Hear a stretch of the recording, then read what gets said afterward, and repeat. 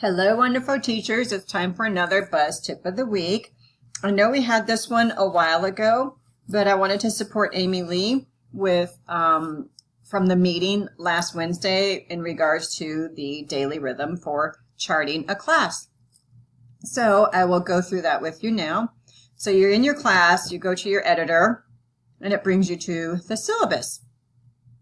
And then you go in and you have to add a content, an assignment, and if you're doing participation, add a participation piece as well.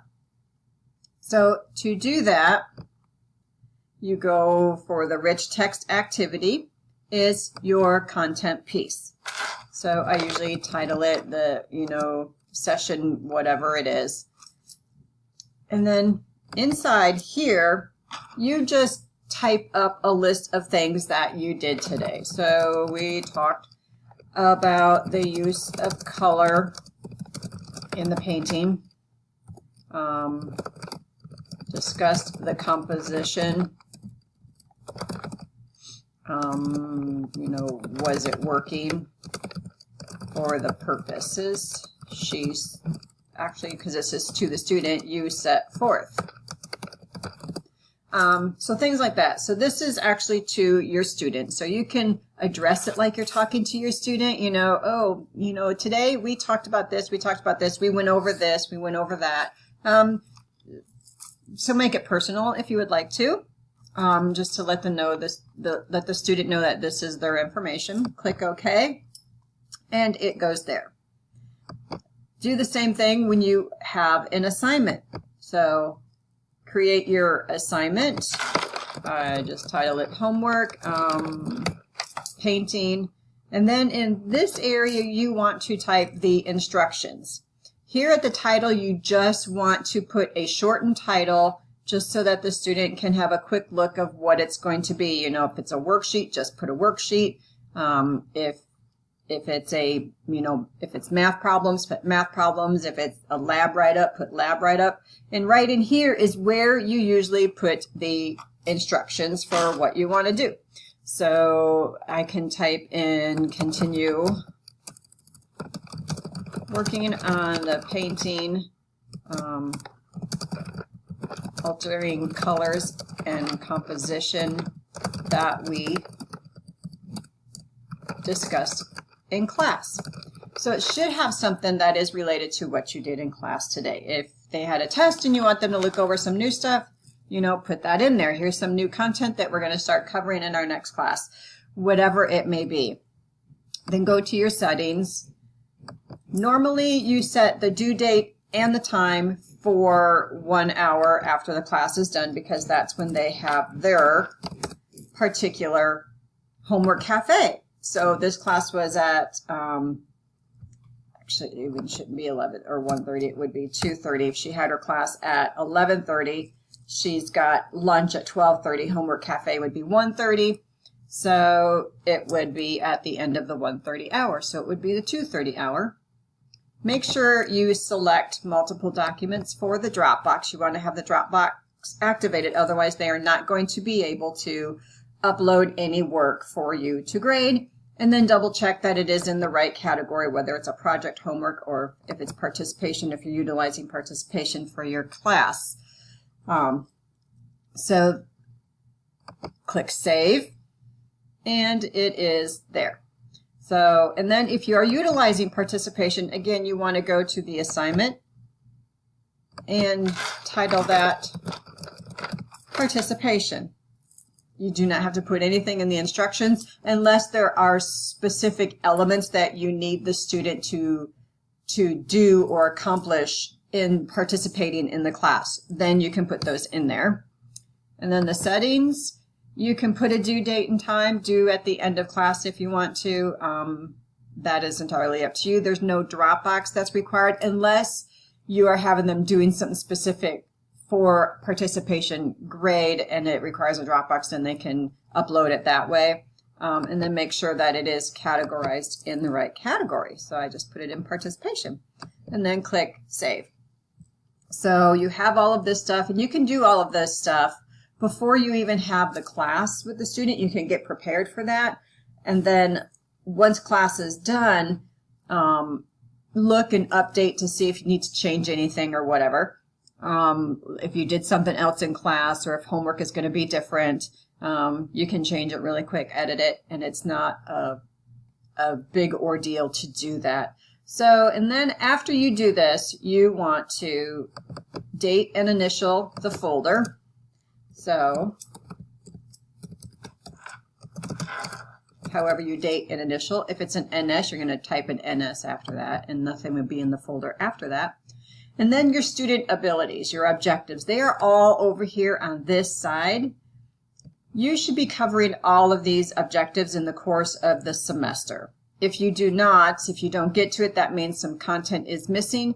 They have not mastered the class, and they would need mastery learning sessions in order to complete the class, which means going through all of these objectives and make sure that they are all met. So you find the correct one and you drag it over, and it now appears under every element that is in there. Now, you would like to go to the gradebook. Gradebooks are very important to keep up to date. Some of our students keep a really close eye on the gradebook. Some parents keep a really close eye on the gradebook. You definitely want to make sure that you are hitting the gradebook every single class time with the student.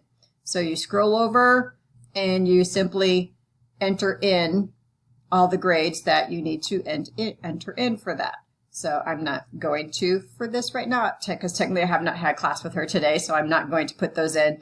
But all you would do is go ahead and just enter it in and then click submit the grade. So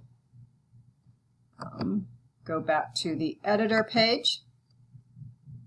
So now for the charting portion, go up to your Genius charting link. For those of you that do not pull it out of the Essential Materials folder, it is normally kept here in the Essential Materials folder. I pull it out so it's easy for me to see, and I tend to not forget it at that point. So you go ahead and you click on the session that you just did. If the student was late, click on tardy and then select however many minutes that the student was late. If it's NS, click NS. If you did a lab, do a lab. If you are behind pace, you want to click that. How many number of sessions are you behind? 5, or whatever the case may be for you. So then you go to the academic and well-being narrative. This is the narrative that gets sent home to the parents. So make sure that your grammar and your spelling is all good. I don't think our English teachers probably have a problem with that, but maybe some of the other ones do. But you just want to go over and tell them how the student did in class, how their student did in class. Were they open to receiving the information that you gave? Did they respond well to the content? Did they pick it up quickly, or did you have to explain it, 2 or 3 different times to them in different ways for them? Just give them an overall snapshot of how they were in class today, both academically and emotionally, because that's what the parents are wanting to hear. Is my student doing well emotionally? Are they handling everything that we are giving them? So you definitely want to let them know that they are or are not doing well in your class academically and emotionally. And if there are some behavior issues, again, let the parents know about that. So maybe they can address that at home and say, hey, you really shouldn't be acting like that in class. You are there to learn and not there to sleep. So if they didn't do homework, be sure to assign that Friday Mastery Day. We know some students don't like that, but they don't do their homework, so they have to get it anyway. So then the next portion is the goals and learner outcomes. We have the first 3 goals are student particular. So each student has those 3 goals that are just for them. It's to help them grow and become the person they want to be. And then the last 4 are fusion-wide student learner outcomes, which is your compassionate and tolerant, resourceful, emotionally secure, and an independent critical thinker. So, and the options are yes, no, or NA. So, which means you did not have a chance to observe any type of situation where they were compassionate and tolerant, resourceful, emotionally secure, or a critical thinker. So, then we have our private section, that if there's any concerns that came up in class and you think the rest of us need to know about it, type that in here. It sends out an immediate email for us. If it doesn't concern anybody else, or it's not something that we need to be aware of, you can just type it in your teacher private notes, so then you have it for future reference. So, and then if there are any mastery learning sessions that the student needs, because you're not able to cover the content in the number of classes that you're given, 25 or 30, whatever it may be,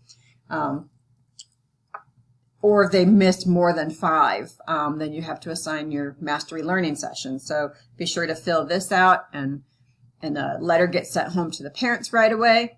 And then you also will get that letter, and just be sure to let Emily know. That way she knows for sure. And then click Save. And that is it for charting. Then what you need to do is go to your NPA. And this is important, guys. This is really important. This is how you get paid. So you need to remember to render all your classes. Otherwise, it plays havoc on Emily, and it's going to play havoc on you if your classes aren't rendered. So you double click on your class, and you click Service has been rendered. I'm not going to, because as you can see, I have not yet had the class.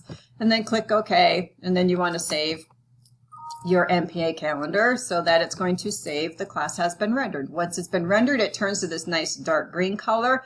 Otherwise, it stays this light green color until you do hold the class and then it has been rendered. So please make sure that you are doing this after every single class. This should be, one of your final steps that you do for your class.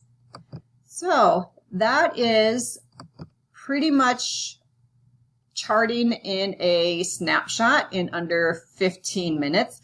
If you have questions or if you need any assistance from me, please let me know. Happy charting!